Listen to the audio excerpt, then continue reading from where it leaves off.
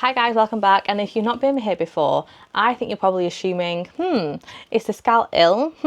Was this like a choice? So we're going to talk about that because I feel like I get so many assumptions every single week. Some of these assumptions are terrifyingly accurate, but some are just like so out there that I'm like, check yourself, what on earth do you mean? And I just think if I'm coming back on YouTube, I may as well tell you the down low on who I am, what I am, what I am. And so we're going to start off with a heavy one. So I think because people assume I post a lot of videos and I model and I dance and I'm very open about my baldness and my alopecia life, that I'm confident all the time. That's not really the case. And obviously I'm not blind to know that everyone has their down days, and I am also part of that group. Like, everyone has their down days, it's very natural. And I think it's because confidence isn't a permanent state of mind. It's something that you practice and it's a skill that you get better at. Like, I wasn't always confident in a wig. I wasn't always confident dancing on stage. I wasn't always confident walking out the house bald. And only recently I was confident to walk out the house with no eyebrows on. And I have so many days where the thought of going out with no hair on, where I will be stared at, people will look at me, and I'll get this like Mexican wave of heads staring at me if I walk into like a busy place. So there was a time this weekend where me and my partner, we just went out for some food. We hadn't really seen each other all weekend from work and various things. And so we just thought, let's go out, little Sunday roast, have some food. And where we went, there was like a charity event on and also like a school fair on at the same time. And it was a nice day. Music was on because there was, like I said, there was an event. And my partner was like, oh, should we sit outside like under a brolly so you're like not in the sun so you won't burn? And I'm like, oh, how thoughtful of you. That is very true. But in my head, I'm like, it's so busy outside. The moment I like try find somewhere to sit, I was like, I'll just get like a wave of faces turning around and staring at me. And this was all that was going through my head. I wasn't thinking about, what food should I have? What drink should I get? Should I try a wine or an Aperol Spritz? Like, no, it was, I'm going to get so many people staring at my head and I just want to enjoy my evening and enjoy my time and not have to worry about people staring at me while I'm enjoying my Hunter's chicken. So, and that was just, oh my God. And that was just this weekend past. But I guess choosing authenticity and being yourself does not necessarily mean you're never going to have bad days. And it also doesn't mean that you should feel bad if you do have a bad day, because it's very normal. Just like if someone's low all the time, you are concerned. I'd say it's the same if you're happy all the time, you'd be concerned. Now, the second assumption is people assuming that all I fixate on is my alopecia, my hair loss, my bald head, how I look in the mirror. Now, years ago, yes, because it was the one thing that was holding me back from doing many things, such as I stopped swimming, I stopped feeling confident on stage, I had to wear a wig on stage, I got a gig to be in a flash mob and was asked to wear a wig. Like, it was my hair that was holding me back. So of course I fixate on it all the time because I didn't want people to see it.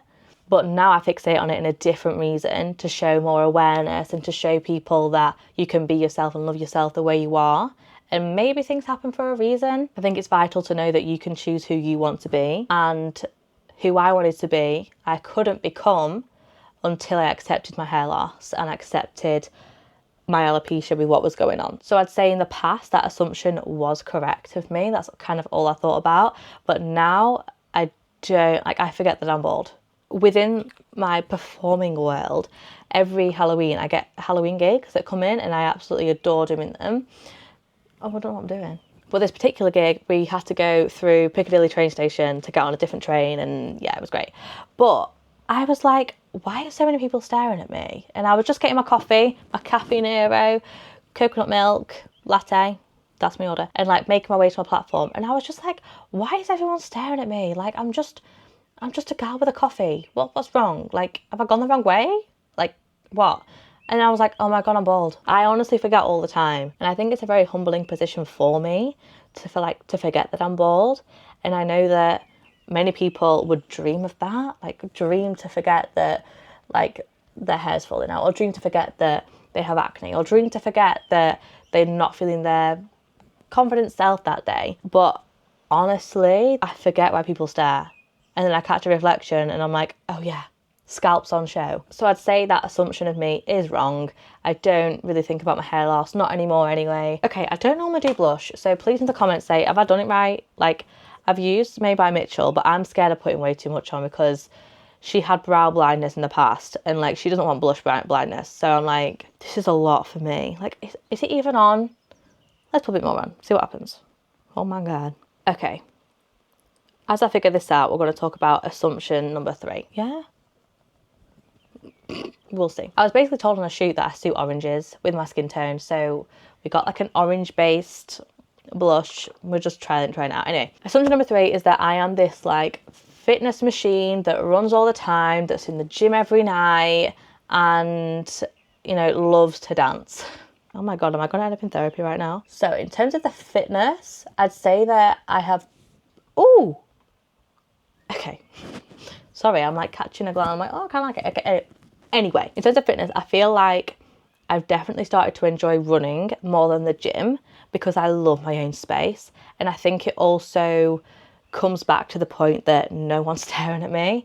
Like if I'm on a run, I'm thinking people are staring at me because they're going to see if I'm going to stop or not, if I'm on a main road. Where if I'm in the gym, people are staring at me to see if I'm going to fail. Like that's where my brain goes. It probably isn't healthy and I know I need to sort that out, but that's where my brain goes because running, I can run. And it's very simple. It's one foot in front of the other with a little hop, step and a jump and you just keep going. But if I'm in the gym and I'm like doing weights or whatever, whoop, whoop, like, I don't know. I just feel like in a gym situation, especially when I'm not got a plan to follow and like I don't have a training plan, I am just kind of like, oh, on holy earth am I doing? You know, I'm like, give me a studio. Give me 10 wet days. Like, because I'm not training or lifting for anything or like lifting to or training to look a certain way right now. I think that's why I'm not in there as much. However, I do love a good lateral raise. I do love a good leg press, but I love a good run right now. And it's always that, like, you always want to train more because you see things online, and I definitely know that when I have a goal or like something to aim towards, like a solo, a shoe, a catwalk, or a race like my half marathon, I will stick to a schedule. I've been raised not to be a quitter, but I may complain along the way. But please don't think that I'm waking up at 5 a.m, hitting like 5k every Monday morning. No, like, no. Maybe when I was in my prime, like at uni, I was training then, but I would say I was overtraining due to the injuries that I had, due to the hamstring that I tore, due to the sleep I didn't get. So yeah, but I'm not going to sit here and say I'm in love with it and like every day's like easy peasy. Is not. Like, I fell out of love with dance for a very long time. I'm slowly getting back into it. I used to hate running, hate the gym, and now I love running and I'm getting back into the gym. I think you just have a love-hate relationship depending on your hobbies and your interests at the time. But I wouldn't say I'm a fitness machine. I'm like a coffee machine. Like, I love a coffee. That's a true assumption. Okay, assumption number 4. My life as a creative and as a performer is really glamorous and entertaining. Interesting. Some performances, yes, you can get all the glam on. You know, got a nice contemporary solo coming up this weekend, and even though it's on my birthday, I'm very excited for it, and that is very me, and I'm very excited for that. However, there are times where I've been, and these have been like, honestly, some of my favourite performances. There was a time where I was dressed up as an alien. There's a time where every Halloween I'm dressed up as the Purple Monster in Manchester, dressed up as the Skeleton in Nottingham and Lincoln every Halloween, and I love it. Like, yes, it's glamorous, but it's also like realistic, like what entertainment really is. And I think it depends what creative and what performative realm you go into. But I was never going to be a cruise ship dancer, nor do I want to be. And I'm never a West End Broadway gal, nor do I want to be, because I cannot hold a note. And if you think I'm dancing in heels, only in the club. So that's me. But in terms of the modeling side of things and the like behind the scenes of, you know, commercials and TV shows, it looks glamorous, and I'd say model shoots are glamorous. The ones I've done I've really enjoyed. If anything, it's just been like long days, but for me every shoot that I've got has been like a dream come true, and it's been so exciting. I've just loved every minute and soaked it all in. But the not so glamorous side of it is that I was glutened once at a currently very popular programme. That's all I'm going to say. And I'm celiac. So, wasn't good. wasn't glamorous.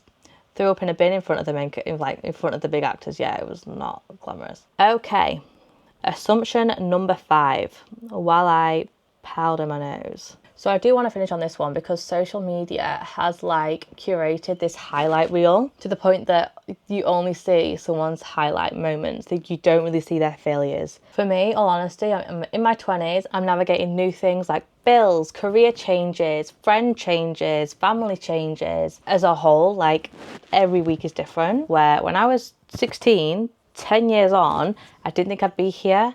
Like, you do imagine a completely different life for yourself and things just change without you expecting them to. Like, things out of your control really can change the path of your life. So you can't really have it figured out fully. No one has a roadmap. We're all just doing our best with the cards that we're dealt with, and every day is different, and that is okay. So I'm just figuring out day by day, just like you are, you know, and I'm still eating gluten-free and cry every time I see a croissant that I can't eat. That's my reality. But at the end of the day, assumptions are just stories we tell ourselves that are made up of tiny fractions of information we know about someone. But I hope this video reminded you that behind the screen, there's an actual person that's navigating life just as you are, but their timeline might just be slightly different to yours. So thank you guys for getting to the end of this video. If you related to any of these assumptions, please let me know so I'm not on my own. And if you've actually had any of these assumptions about me, also let me know because I'd love to be informed. But these are true assumptions that I have been told or asked in the past or just from the past few months that I just thought I'd shed light on so you know how to differentiate reality and kind of like online reality of what you see versus what you don't see. But anyway, if you have an assumption, pop it down in the comments and I'd love to talk about it. Make sure you like, subscribe, and I'll see you in my next video. Bye!